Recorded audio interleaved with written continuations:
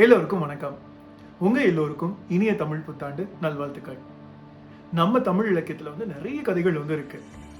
அது எல்லாத்தையும் ஆறாமர உட்கார்ந்து படிச்சு எவ்வளவு அழகான வார்த்தை போட்டிருக்காங்க, எவ்வளவு அழகா இது எழுதியிருக்காங்க அப்படின்னு சொல்லி நம்ம படிச்சாதான் முழுக்க முழுக்க அந்த சொற்சுவை நம்மளால அனுபவிக்க முடியும். ஆனா இயந்திரத்தனமா ஆக்கப்பட்ட இந்த வாழ்க்கையில நம்ம கால சக்கரத்தை கட்டிட்ட மாதிரி சுழண்டு சுழண்டு ஒர்க் பண்ணிட்டே இருக்கோம் இல்லையா?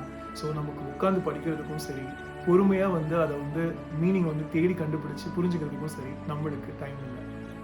ஆனா கவலைப்படாதீங்க, உங்களுக்கு நான் படிச்ச நல்ல நல்ல கதைகள் எல்லாத்தையுமே ஒவ்வொரு வீடியோலையும் நான் சொல்றேன். உங்களுக்கு பிடிச்சிருந்தது அப்படின்னா லைக் பண்ணுங்க, கமெண்ட் பண்ணுங்க, ஷேர் பண்ணுங்க, சப்ஸ்கிரைப் பண்ணுங்க. பிடிக்கல அப்படின்னாலும் கமெண்ட் பண்ணுங்க. என்னோட இன்ஸ்டாகிராம் ஐடி கொடுக்குறேன், அதுல ஃபீட்பேக் கொடுங்க. சரி, நம்ம இப்போ கதைக்குள்ள போகலாம்.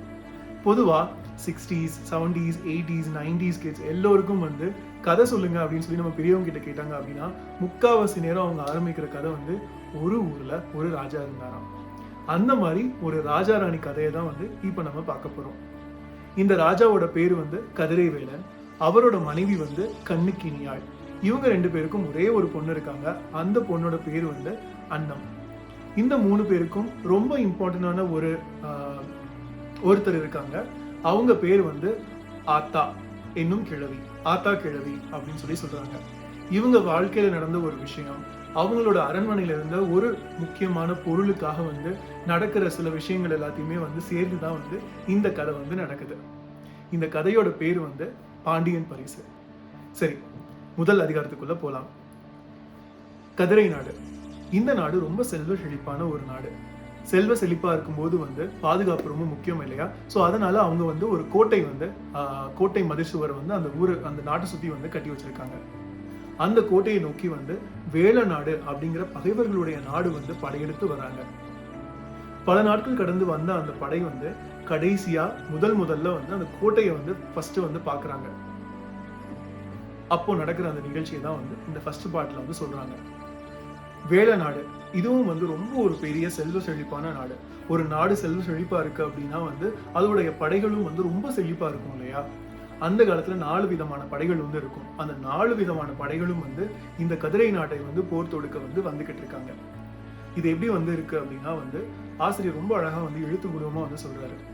சூரியனோட ஒளி அந்த தேர் மேல பட்டு அப்படி தகதகன்னு மின்ற மாதிரி ரொம்ப பெரிய ஒரு தேர்ப்படை வருது. வானத்துல பாக்குற அந்த கரிய மேகம் இருக்கு இல்லையா, அது அப்படியே நிலத்துல பட்டு அப்படியே நிலத்திலேயே அந்த கார்மேகம் சூழ்ந்து வர மாதிரியான மிகப்பெரிய யானைப்படை வருது. ஒரு குதிரை ரொம்ப உயரக குதிரை அப்படின்னா அதோட பிடரி மயிர் நல்லா அப்படியே பயங்கரமா நீளமா வளர்ந்துருக்கும். அந்த மாதிரியான குதிரைகள் கொண்ட மிகப்பெரிய குதிரை படையும் வருது. அது போக வேல், வில், வாள் கொண்ட நிறைய வீரர்கள் கொண்ட காலாட்படையும் வருது. இந்த 4 படைகளும் வந்துகிட்டு இருக்கும்போது அதுக்கு முன்னாடி அந்த படையோட படைத்தலைவனும் வந்துகிட்டு இருக்கான். சோ இந்த 4 படைகளும் வரும்போது அவங்களுக்கு அசதி இல்லாம இருக்கிறதுக்கு அவங்களை உத்வேகப்படுத்துறதுக்கு ஒரு பெரிய கூட்டம் முரசையும் கொண்டு வந்துட்டு அதை முரசை கொட்டி கொட்டி அவங்களை என்கரேஜ் பண்றாங்க. அப்போ அந்த 4 படைகளுக்கு முன்னாடி இருக்கிற அந்த படைத்தலைவர் முன்னாடி நின்றுக்கிட்டு அந்த கோட்டை மதில பாக்குறான். அந்த கோட்டை மதில பார்க்கும்போது அதுல வானு இருந்து நிக்கிற அந்த பெரிய கதிரை நாட்டுடைய கொடியை பாக்குறான். அந்த கொடி காத்துல நல்லா படப்படுத்திட்டு இருக்கு.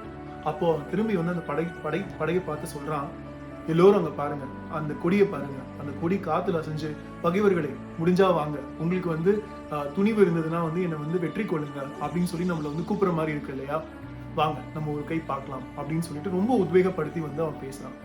அவன் பேசுறதை கேட்டு அந்த படைகளும் ஆமால நம்ம கண்டிப்பா அங்க போரிட்டு அந்த நாட்டை நம்ம எப்படியாவது வெற்றி கொள்வோம் அப்படின்னு சொல்லி அவங்க எல்லாருமே உத்வேகப்படுத்திட்டு அவங்க அந்த கோட்டையை நோக்கி போறாங்க. இப்படிதான் இந்த முதல் சாப்டர் முடியுது. இதை ஆசிரியர் ரொம்ப அழகா எழுதியிருப்பாரு, அதையும் சொல்றேன், கேளுங்க.